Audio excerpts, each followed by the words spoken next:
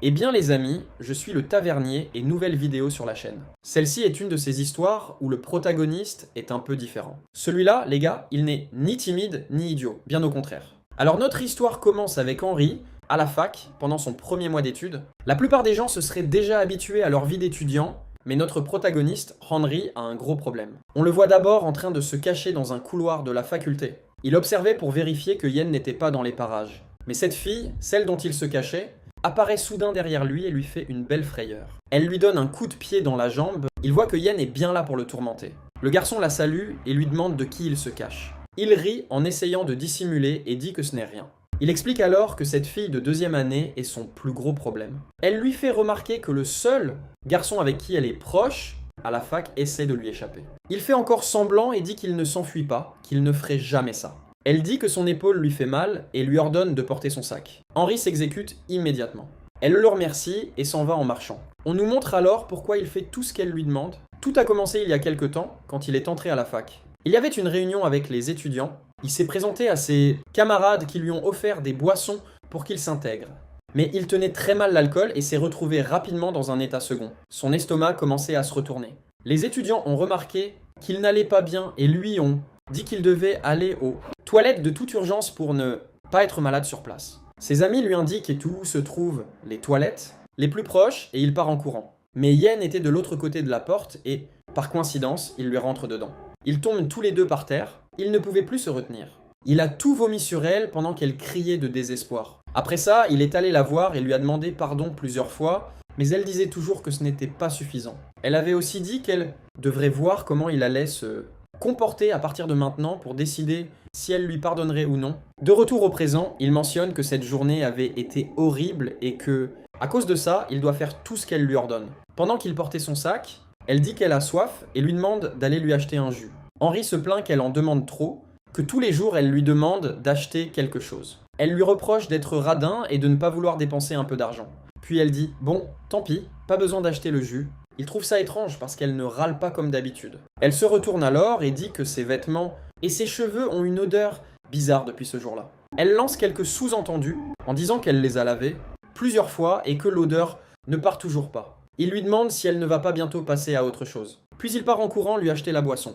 Henri mentionne qu'elle lui demande toujours d'acheter des boissons, des snacks, de l'aider pour les travaux de la fac. Tout ça à cause d'une erreur qu'il a commise. Et c'est elle qui se radine. Le téléphone de la fille sonne, elle court pour répondre et sort son portable de son sac. En le sortant, une télécommande tombe par terre. Le protagoniste voit cette télécommande et reste sous le choc, car il imagine tout de suite à quoi elle sert. Il cache la télécommande derrière ses mains et se demande si c'est vraiment ce qu'il pense. Il la glisse ensuite dans sa poche. En cours de marketing, il la fixe en se demandant si elle serait capable d'une telle chose. Il imagine à quoi sert cette télécommande et commence à rire pendant le cours en pensant à ce qu'elle doit faire avec. Il a alors une idée brillante. Il peut la faire chanter avec ça. Ainsi, il pourrait la faire arrêter de le tourmenter tout le temps, puisqu'il serait le seul à connaître son petit secret. Il est très tenté de se venger d'elle, tout en pensant qu'il irait peut-être trop loin. Le professeur annonce que les présentations vont commencer et Yen est la première. Elle se lève, arrange ses papiers.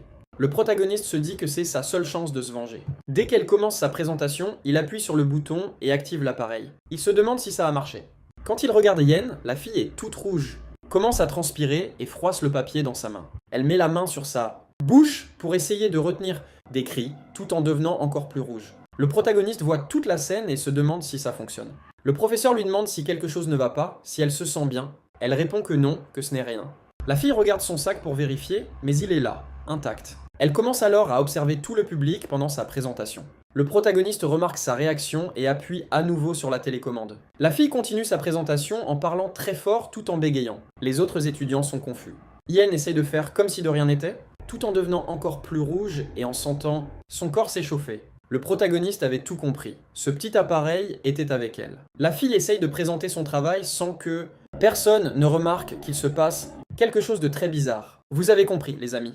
Notre protagoniste décide d'éteindre l'appareil car ça lui semble mal, mais avant de pouvoir regretter, il se dit que c'est le moment parfait pour se venger, puisqu'elle l'avait traité comme un esclave tout ce temps. Il se dit qu'elle pourrait même penser que son appareil est défectueux et que, si elle le soupçonnait, il n'aurait qu'à jeter la télécommande. La fille continue sa présentation. Il augmente l'intensité de l'appareil. Elle sent qu'elle va exploser. Plus le temps passe, plus elle transpire. Henri se dit que tout le stress qu'elle lui avait fait subir n'était rien comparé à ça, et ce n'était qu'une petite plaisanterie. Il n'arrête pas d'appuyer sur le bouton. Quand il met l'intensité au maximum, la fille pousse un cri assez fort, il rit en mettant la main sur sa bouche pour étouffer le bruit. Il dit même que c'est dommage que lui seul sache ce qui se passe. Cette fille méchante qui lui donnait des ordres tout le temps, toujours nerveuse et arrogante, était maintenant dans la paume de sa main et complètement sans défense. Il se sent un peu coupable, mais il suffisait qu'elle lui ait pardonné et qu'elle ait été gentille. Il remarque qu'elle tient mieux le coup qu'il ne l'imaginait et active à nouveau à puissance maximale. La fille pousse un autre cri et transpire de la tête aux pieds. Elle meurt de honte en se demandant si les autres savent ce qui se passe. Elle se sent piégée, comme si tout le monde la jugeait. Elle regarde le protagoniste avec des larmes dans les yeux. Il la fixe d'un air sérieux, comme s'il ne savait rien. Elle continue la présentation en poussant plusieurs cris qu'elle essaie de contenir. Il se demande s'il n'est pas allé trop loin. Le professeur lui demande encore une fois si elle va bien. Mourant de honte, elle cache son visage avec la feuille et dit qu'elle a terminé sa présentation. Elle retourne à sa place, s'assoit et dit qu'elle va mouiller toute la chaise. Elle se demande ce qui ne va pas avec cet appareil, probablement parce qu'elle avait acheté le moins cher. Elle remarque alors que la télécommande n'est plus dans son sac. Elle comprend tout de suite ce qui se passe, cet idiot de camarade avait pris son sac, donc ce devait être lui le coupable. À cet instant, elle se retourne rapidement. Henri fait semblant de rien. Quand le cours se termine, il range son sac à dos. Elle arrive et tape fort sur la table en le fixant. Elle lui demande si c'est lui le coupable. Henri fait l'innocent et dit qu'il ne sait rien. Elle insiste en demandant si la télécommande n'est pas avec lui. Le protagoniste fait encore l'ignorant. Elle devient toute gênée parce qu'elle ne pouvait pas dire de quoi il s'agissait. Il commence à transpirer à grosses gouttes et dit que si elle n'a rien à lui dire, il va s'en aller. Yen prend alors son sac à dos et commence à fouiller dedans, mais elle ne trouve rien. Henri dit qu'elle est folle et qu'il ne sait pas de quoi elle parle. Il dit même qu'elle s'en prend à la mauvaise personne. La fille ne croit pas à son baratin. Elle commence à fouiller ses poches de pantalon avec un regard très sérieux. Ils font de nervosité. La fille l'attrape par le col et le traîne dans les couloirs de la fac jusqu'à une salle vide. Elle le jette à l'intérieur et ferme la porte à clé. Il dit qu'elle l'a traîné dans un endroit vide et sombre et que c'est peut-être la fin pour lui qu'il va se faire tuer. Il imagine alors dans son esprit pervers ce qui pourrait arriver. Elle lui dirait que maintenant qu'il a tout découvert, il devrait terminer le travail. Mais en réalité, ce n'est pas du tout ce qu'elle a dit. En vérité, elle se retourne furieuse et lui demande s'il veut mourir. Il a très peur. Elle dit qu'il trouve ça drôle de voler les affaires des autres, qu'il savait ce que faisait cette télécommande et qu'il a quand même appuyé dessus. Il lui a fait subir la pire honte devant tout le monde. Si elle s'était fait prendre, elle serait morte de honte et ça aurait ruiné sa vie. Il serait le coupable. La fille finit par l'insulter de tous les noms, le traite de sans-gêne et dit qu'elle pourrait même le dénoncer à la police. Il devient nerveux et lui crie qu'elle est très bruyante et lui ordonne de se taire. Henri dit qu'elle le prend pour un idiot en lui disant toutes ces choses. Il sort alors la télécommande et dit que la sans-gêne, c'est elle, puisqu'elle a fait sa présentation avec cet appareil à l'intérieur. Techniquement, tout ce qu'il a fait, c'est appuyer sur le bouton d'une télécommande. Si elle veut appeler la police, elle peut, car celle qui serait humiliée, ce serait elle. La fille meurt de honte. Il retourne la situation et dit que maintenant c'est lui qui est en position de menacer. Il se rend compte que ça sonne comme un vrai méchant, mais il dit que c'est à cause de tout ce qu'elle lui avait fait.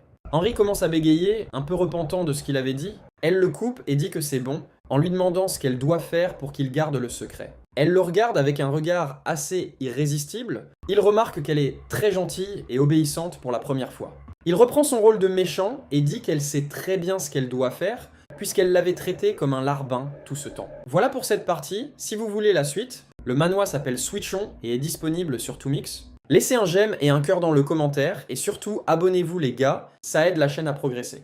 À la prochaine pour une autre vidéo.